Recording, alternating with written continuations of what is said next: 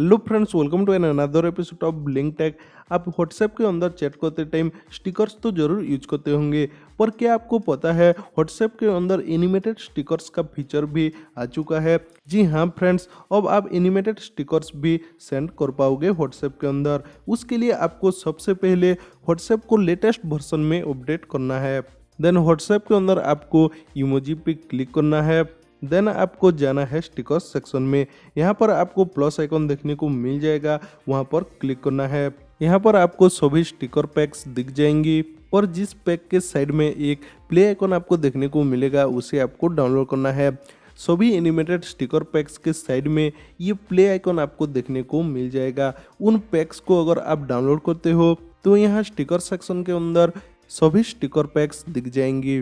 तो अब आप किसी भी चैट या फिर ग्रुप चैट के अंदर इन एनिमेटेड स्टिकर्स को यूज कर पाओगे। तो फ्रेंड्स, आई होप कि आपको ब्लिंक टैग का ये एपिसोड पसंद आया होगा। अगर अच्छा लगा तो वीडियो को लाइक करो, शेयर करो और ऐसे और इंटरेस्टिंग वीडियो देखने के लिए चैनल को सब्सक्राइब करो और बेल आइकन को प्रेस करना बिल्कुल भी मत भूलना। Thank you for watching this video and keep smiling. This is Anshuman signing out.